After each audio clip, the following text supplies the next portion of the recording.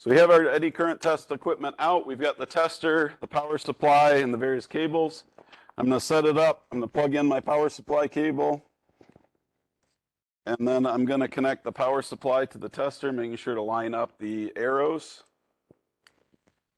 on each side. The cable can go either direction. Once I have that connected, I'm going to flip my switch on to turn on the power supply. And I should get a status light that goes solid, telling me that I have a charging connection, power and charging connection. I'm also going to go ahead and hook up my probe at this point. I'm going to use the spring-loaded flat probe. So lining up the red dots, I'm going to plug that in. And I'm going to hook my probe up to the other end. And so I've got all my equipment connected together now. I can turn on my tester, and it's going to do the boot screen for a second. And when it first comes on, the default is it does not turn on the backlight. And that's because normally, if you use the backlight, it's going to wear the battery down faster. Since we're doing this on the bench, we can leave the backlight on the entire time. It'll be a lot easier to see for you, a lot easier for your group members to see when you're working in a group.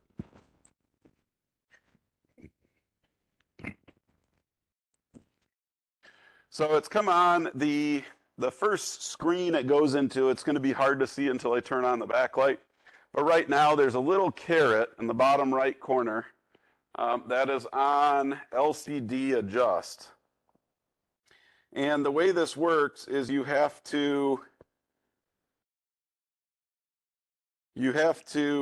select what you want to adjust, and then you can make the adjustments. So we select what we want to adjust by pressing the cursor buttons up and down, and then we make our adjustments using the arrows below.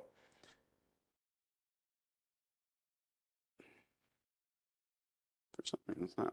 So I'm on LCD adjust right now. It says if I go up or down, it's going to adjust the contrast. If I go right, it's going to turn the grid on and off. And if I go left, it's going to turn the backlight on. So I'm going to hit the left arrow to turn the backlight on.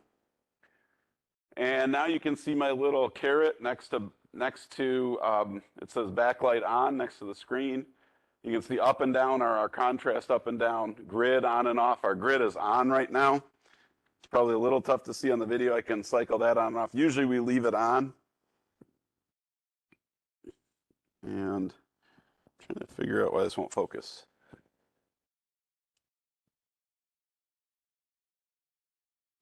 So we turn the backlight on. Now I can go through and start doing my setup. And so if I push this cursor button, you'll be able to see that little caret moving through the different menu items. And there's kind of 3 columns of menu items. There is one point where I've got it right now where the caret disappears. And this is kind of general setup. It's got a menu on and off, which actually will turn this whole thing on and off. If I do up and down right now, you can see I can make that menu disappear if I want more screen available. Most of the time, you're just going to leave it in this mode. There really isn't any reason to turn the menu off. We can also change, we can redraw the screen or lock or unlock setups, which you're not really going to use in this case. But if I hit down, it's going to jump to the top of my left-hand column, and that's kind of where I'm going to start my setup process. So the first thing you'll see there is it's next to something that says EC space F1. And what that means is eddy current testing frequency 1. This is actually a dual frequency tester. You can set it up. You can basically have 2 setups that you can quickly swap between if you want to use like a high frequency and a low frequency setup. So most of the time you'll just leave it in F1. The other thing, the EC to the left of that, that means eddy current testing. And that's where if I go up and down, it changes my test mode. So I can do conductivity testing, would be the other mode that it's in. When I make changes, I can hit clear to do that. The line below that says setup number 03. What can be done is if you are operating this regularly, you can store setups. So you don't have to go through and go line by line and set everything manually each time. For our purposes, I want you going through and manually doing it so you kind of understand what those setups are and what the different functions are as you go through. So it says setup 03. When you're doing your labs, it doesn't matter what that says. Don't worry about what setup number is there. Okay? I'm going to just use it. One thing I do use it for is to to reset the device. So I'm going to go in. I'm going to go in and I'm going to do the reset real quick. But it doesn't, again, it doesn't matter which one you use. I'm just using reset so I can kind of go to a general starting point. And you'll see this when you do the exam. This is how I reset it between each person. Below that, it says now, it said something else before. Now it says reset. That's the name of the setup. And again, you don't have to change that. Okay? In the manual, you'll see when you look at that line for setup, it'll say like surface crack. That's the name. You don't have to put that in. Please don't spend your time cycling through letters to do that. In order to do it, you have to like cycle to a letter, and then you gotta like scroll up and down A, B, C, D. It takes forever to redo it. Don't worry about doing that. So if it says reset the whole time, or if it says differential the whole time, or if it says surface crack the whole time, I don't care, even if you're doing something else. It's just a name of whatever setup was used to do this. Okay. Going down to the next line is where we start to get into the important stuff. So this line here, FREQ1, is our frequency, and right now it's set at 200 kilohertz. This is where we need to start referring to the setup in the manual. So for a surface crack, the frequency that they recommend starting at is 300 kilohertz. So I need to bump that up a little bit. In the lower left, it tells me what the arrows do. And so if I do the up and down arrow, it's going to change it 1%. So 20 kilohertz. If I do the left and right arrow, it's going to multiply it or divide it by 10. So if I do the right arrow, it'll multiply it by 10. It'll go to 2 million hertz, 2 megahertz. If I hit the left arrow, it'll go down to 20 kilohertz. So I want to go up to 300 kilohertz. I'm going to just do the plus or minus 1%. So it's going to go to 210, 220, and eventually I get up to 300 kilohertz. So I've set my frequency. The next line is where we determine our probe type. So it says REFL there. What do you think REFL means? What type of probe? It's a reflection probe. So it's set for reflection probe. We need to know what kind of probe we're going to set it for. If we look in our manual, for surface crack, where it recommends using this spring-loaded probe, this is a differential probe. It's actually a hybrid. Most of our probes are some kind of a hybrid probe, and you got to know what to use. When you look at the Eddy Current Lab, I have a chart in there that lists our various eddy current probes. And it tells you with each probe, it has the type of probe that it is, whether it's a hybrid, whether it's a driver pickup, which is a reflection probe. Most of them are hybrid. What the frequency range is that they operate on. And then it says connector probe setting, and it either says reflection or differential.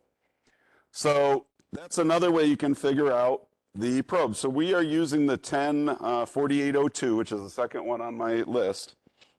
So that's a hybrid probe. It's designed to operate in the 50 to 500 kilohertz range. You set the probe type to differential, and it is for surface cracks. So we want to set that to differential. So right now it's set for reflective probe. The options I have there, I've got probe driver up, probe driver down. We'll get to that in a second.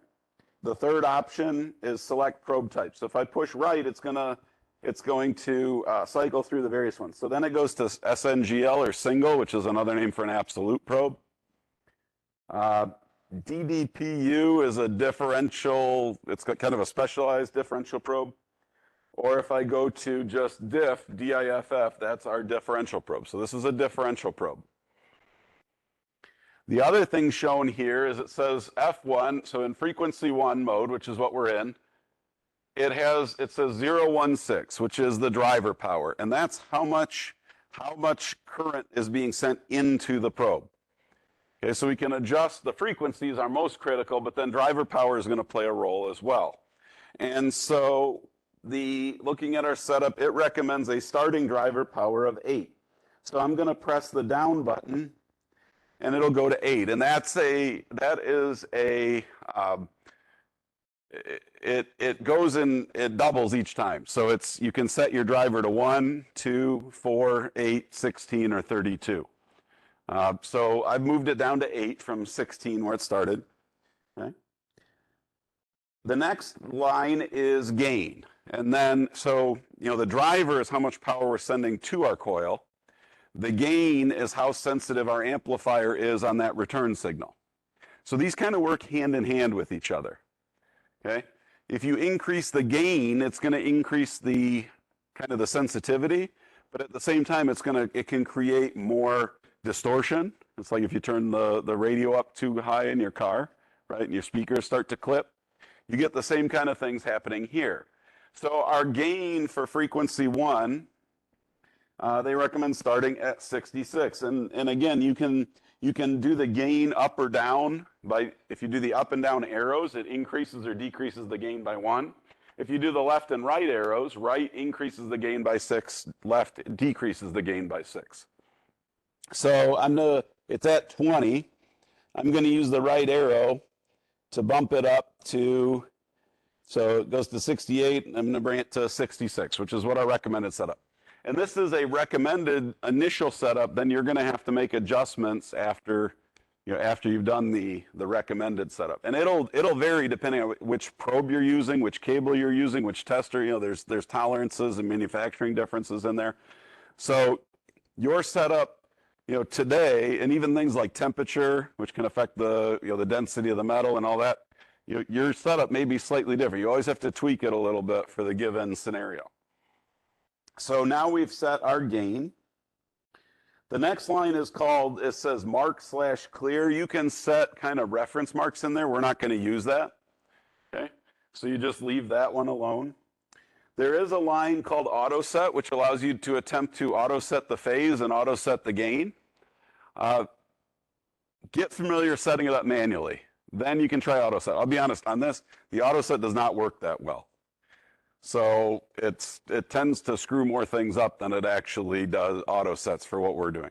So, again, you can try playing with it, but I wouldn't use it too much unless, just it's more of an experiment thing. So I'm just going to leave it alone. Hitting my cursor down again, it takes me to the top of the second column, and this says display 1, source F1. You can actually have kind of 2 displays going on where you can flop between them. Again, if you've got dual frequency and that kind of thing. We're just using single frequency, so we're going to make sure display 1 is on and source is F1. Unless that changes, you can cycle between select display 1 or 2 or select display 1 or 2 by pressing your up and down arrows. But for the most part, unless somebody messes with it, it should pretty much be in that mode all the time. Display 1, source F1.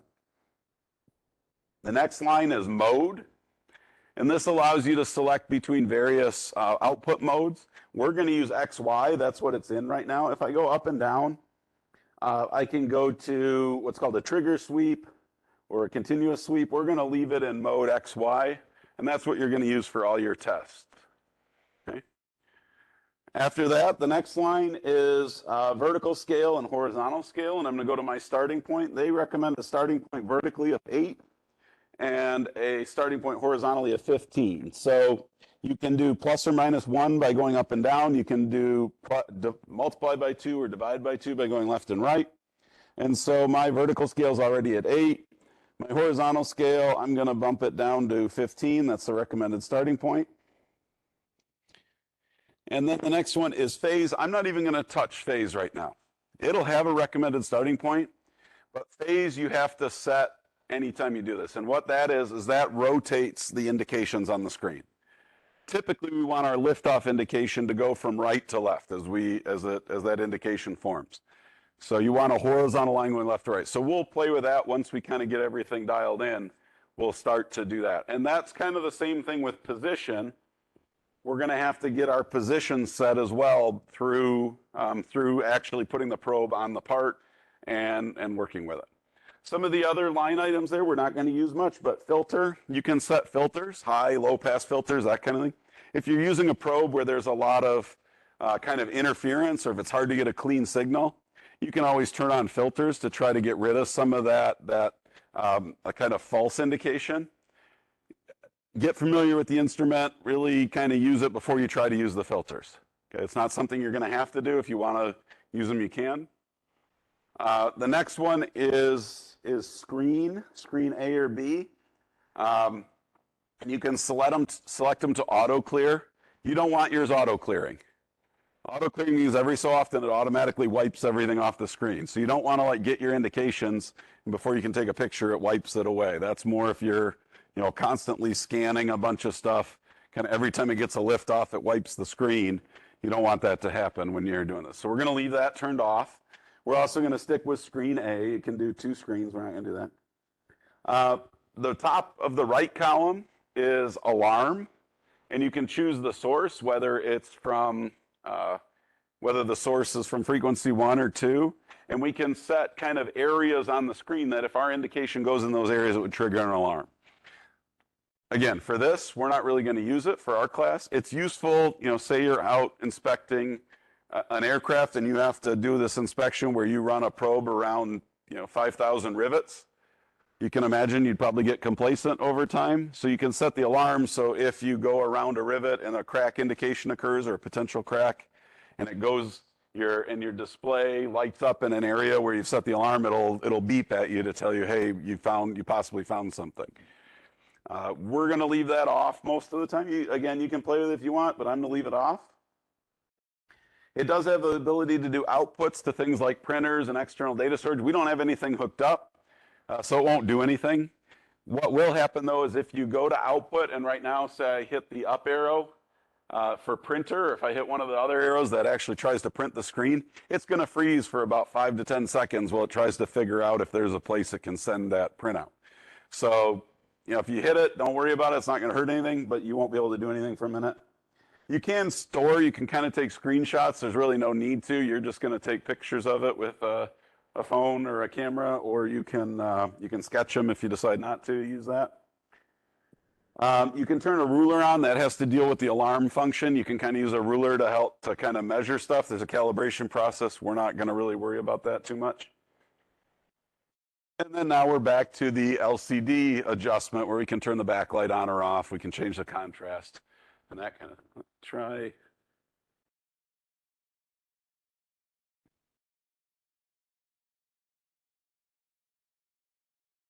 Yeah, that's about as good as I can get. So I'm going to leave that there, and now we're going to go back to things like scale and phase and position to actually start to calibrate our probe to our part. So I'm going to go and I'm going to take my probe and I'm going to set it on a known good area in my part. And this block has 3 cracks, 8 thousandths, 20 thousandths, and 40 thousandths deep. I'm going to set my probe to the left here. And the first thing I need to do is I've made all these changes. I need to balance my probe. And so I've got my probe set on the block.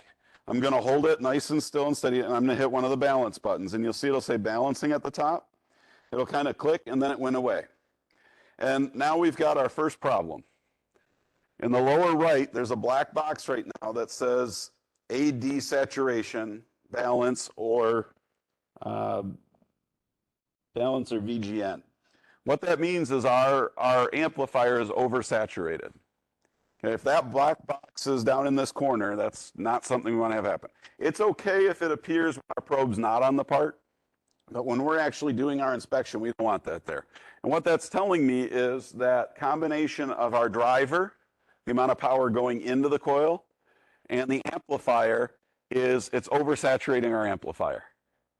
So there's either too much power going in or it's the amplifier set too sensitive. Most of the time it's because your driver is set too high. Okay, so I'm going to actually go and drop the driver power down a little bit to see if I can get rid of that. So our driver we set to 16. I'm going to move my caret up to the probe type and driver power. Actually, we had it set to 8. And I'm going to turn it down, and it's going to go down to 4. When I make that change, I'm going to hit balance again and rebalance my probe. And now you can see once it's balanced the probe, I no longer have that black box there. Okay, so I'm not overdriving my amplifier. I'm not causing distortion in the amplifier. However, what that means is if I get an indication, the indication won't be as big on the screen, so I'm probably going to have to make some other adjustments. Now, we haven't seen an indication yet, so you don't know what we're going to be getting. So I've got my probe on here. I've balanced it. I'm going to start with kind of driver set where it's at. I'm going to leave my gain alone for the time being. And now I'm going to go to position. And I want my, you can see there's kind of a little black dot appearing middle of the screen-ish. For this test, I'm going to want it in the lower right corner. And so to change that, I'm going to go to position right here. And this one just works. If I want to move it down, I press the down button.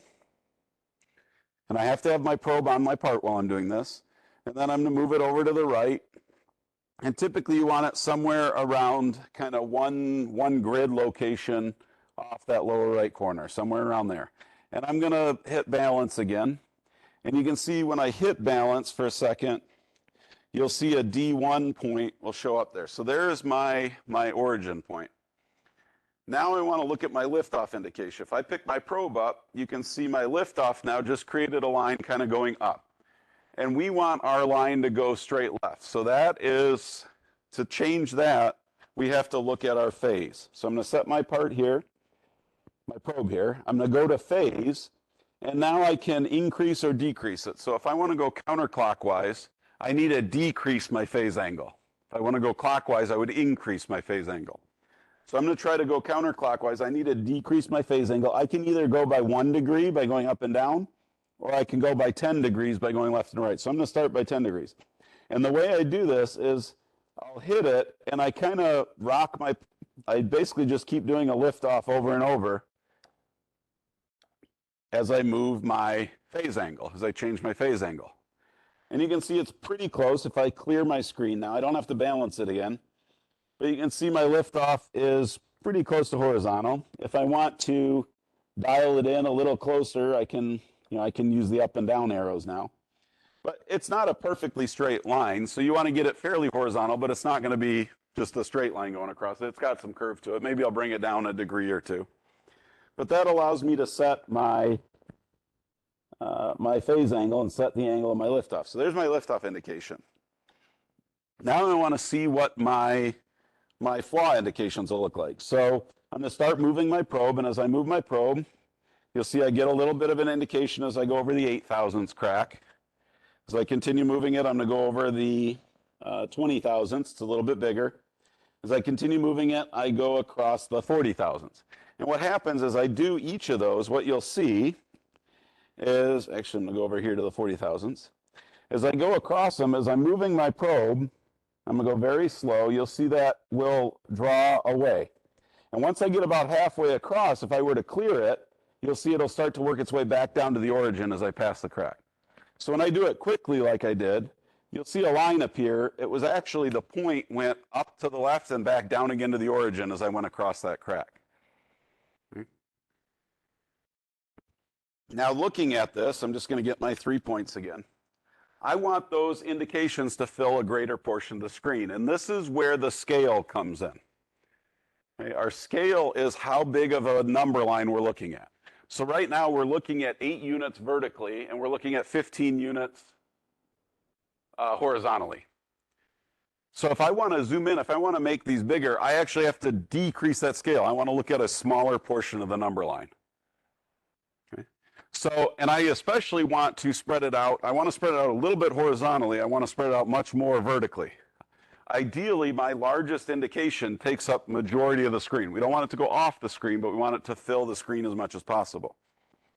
So I'm going to make a couple changes on this. I'm going to, as I said, vertical, I want to spread that out more. I'm going to maybe cut that in half. I'm going to take it down to 4. Horizontal, I'm going to bring it down a little bit. I'll take it from, it was 15, I'll take it down to, let's try 10. So I'm at 4 vertical, 10 horizontal. I'm going to put my probe back on. I'm going to balance it, make sure my D1 point still looks good. And now if I go across my 3, you can see I've spread it out a little bit. I've made those indications bigger, but I'd still like that largest indication to probably fill the screen to a higher level. So I need to decrease my vertical scale a little bit more. So another option I could do is I could try turning up my gain a little bit too. So if I bring, what if I bring the gain up to 70. Now you can see I got my black box, but my probe's not on here and I need to balance it anyway. So I'm going to set it down and try balancing it at that new gain. And you can see my black box went away. Now you can see I got some bigger indications as well by increasing my gain.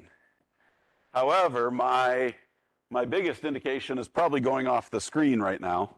And they're still not going quite as vertical as I want them to. And it's thrown my, my phase angle off a little bit. So this is a trial and error process at this point. So the first thing I'm going to do is adjust my phase a couple degrees to get that horizontal again. And then I want to actually see more horizontal now, so I'm going to bring this up to like 12 or 13, but I'm going to bring my vertical scale down to 3, rebalance my probe. So there's my liftoff. And then if I bring it across, now you can see I've got 3 good indications. They fill the majority of the screen, and it's obvious which one's which. So now if I were to go to an actual part, and I got an indication that was somewhere between 2 of these, if it was between the smallest and the middle, that would tell me it's somewhere between 8 and 20 thousandths deep. If it was between the middle and the largest, it's somewhere between 20 and 40 thousandths deep. So I can start to get kind of a size. If it's bigger than that largest one, it's larger than 40 thousandths deep. Okay. So now I have my liftoff indication. I've got 3 flaws. My block has 3 simulated flaws in it. I can put this on, and I can also do an edge effect. So here's my liftoff. Here are my 3 flaws. And if I go off the edge, there's an edge effect. Looks similar to a very large flaw, goes off the screen though. It doesn't come back down to the origin. Right now, my point is somewhere way off the left side of the screen where we can't see it. So I have kind of dialed in what I want to see. And it does take a little bit of trial and error. So I had that starting point, and I've gone through and made it look like, or made it display the best indication possible for the flaw sizes I expect to find in the material that I have.